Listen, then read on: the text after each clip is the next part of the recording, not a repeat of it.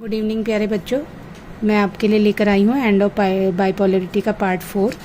Last topic में हमने पढ़ा था कि यूएसएसआर का डिसइंटीग्रेशन हो जाता है और उसके क्या क्या चैलेंजेस थे, फीचर्स क्या क्या थे यूएसएसआर के, और उसके बाद क्या क्या कॉन्सिक्वेंसेस होते हैं और मेन रीज़न क्या थे,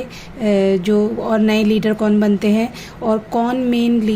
लास्ट लीडर थे यूएसएसआर के डिसइंटीग्रेशन के टाइम पर। तो जो लास्ट लीडर थे वो थे मिखाइल गोर्बाचेव, और जबकि वो 1985 में बहुत सारी पॉलिसीज़ भी लेकर आते हैं कि यूएसएसआर की जो इकोनॉमिक सिस्टम है वो स्टेगनेंट हो रहा है तो उसको तेज करने के लिए, लेकिन उनकी पॉलिसीज़ के बावजूद भी यूएसएसआर डिसइंटीग्रेट हो जाता है। तो इसके पीछे भी आपके एनसीईआरटी में 2 टॉपिक दिए गए हैं कि मेन जो पॉइंट है वो है एक्सपेक्टेशंस ऑफ सिटीजन्स और रिएक्शंस ऑफ कम्युनिस्ट पार्टी, कि लोग क्या सोच रहे थे गोर्बाचेव की पॉलिसीज़ के बारे में और उनकी कम्युनिस्ट पार्टी किस तरह से रिएक्ट कर रही थी।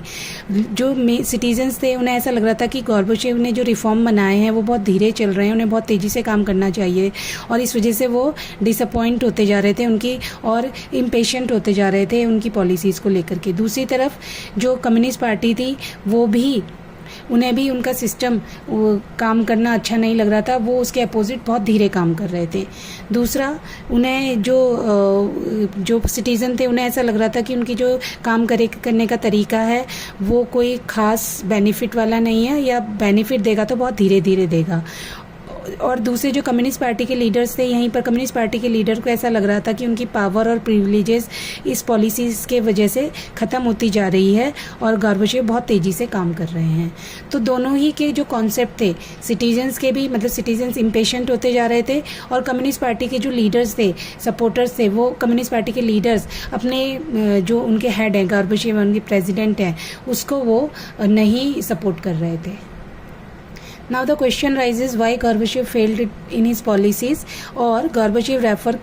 reform created a situation of tug of war। जो गोर्बाचेव के रिफॉर्म थे वो सिचुएशन क्रिएट कर रहे थे टग ऑफ वॉर की, मतलब गोर्बाचेव बीच में आ गए थे, एक तरफ सिटीज़न और एक तरफ उनकी पॉलिटिकल पार्टी के लीडर्स, और गोर्बाचेव ने सब तरह से सपोर्ट खो चुके थे, मतलब कि जो पब्लिक ओपिनियन था वो भी डिवाइड हो चुका था, और वो जो उन पर ट्रस्ट करते थे वो डिसइल्यूजन्ड हो चुके थे। डिसइल्यूजन मीन्स वो भी उन पे भी, उनका भी ट्रस्ट उनके प्रति, गोर्बाचेव के प्रति ख़त्म होता जा रहा था, और उन्हें ऐसा लग रहा था कि गोर्बाचेव खुद ही अपनी पॉलिसीज़ को डिफेंड नहीं कर पा रहे, अपनी पॉलिसीज़ को नहीं प्रोटेक्ट कर पा रहे हैं। एक जो मोस्ट इम्पॉर्टेंट टॉपिक यहाँ पर आ रहा है वो है राइज ऑफ नेशनलिज्म। अभी तक देखो यूएसएसआर जो है, यूएसएसआर क्या है, union of Soviet social republics means 15 अलग अलग कंट्रीज़ हैं, उनके अलग अलग रिलीजन अलग हैं, कल्चर अलग है, लैंग्वेजेस अलग हैं, उनकी एस्पिरेशंस अलग हैं,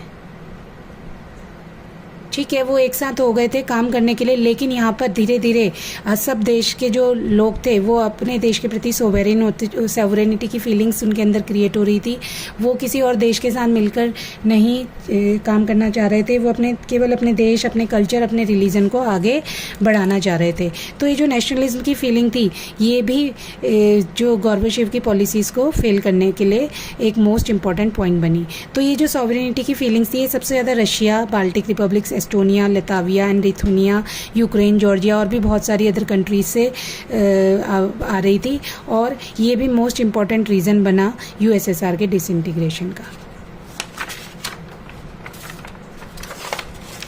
अब यहाँ पर क्रिटिक्स के जिन्होंने भी ये यूएसएसआर के डिसइंटीग्रेशन के रीजंस को एनालाइज करा है, उन्होंने 3 पॉइंट्स ड्रैग आउट करे हैं। उनमें से पहला तो यही है नेशनलिज्म की फीलिंग्स, और ये फीलिंग्स बहुत तेज़ी से आगे बढ़ रही थी सोवियत यूनियन में, क्योंकि सोवियत यूनियन अलग अलग रिपब्लिक्स थे। वो ये कहते हैं कि अगर ये रिफॉर्म नहीं भी आते तो भी इंटरनल स्ट्रगल और की वजह से जो यूएसएसआर का वो डिसइंटीग्रेशन कन्फर्म था। दूसरा, साइज एंड डाइवर्सिटी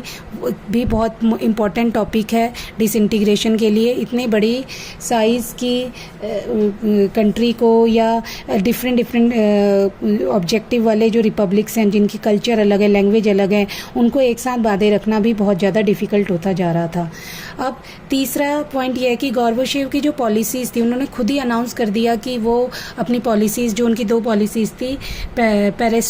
पेरेस्ट्रोइका और ग्लासनोस्ट, ओपननेस और रीस्ट्रक्चरिंग, अब इसमें उन्होंने अनाउंस कर दिया कि वो फ्री करेंगे रिपब्लिक्स को। तो जब उन्होंने पहले ही अनाउंस कर दिया तो जो नेशनलिस्ट की फीलिंग थी ये और तेज़ी से बढ़ गई, और इस वजह से भी जो यूएसएसआर था वो टाइम से पहले डिसइंटीग्रेट हो गया और गोर्बाचेव अपनी पॉलिसीज़ को लाने में फेल हो गए। चिल्ड्रन, मैं उम्मीद करती हूँ कि आपको ये टॉपिक समझ आए होंगे और आप इसे अच्छे से पढ़ेंगे, समझेंगे, नोट्स बनाएंगे और जो भी इश्यूज़ होंगे उसे आप कमेंट करेंगे। Thank you very much children.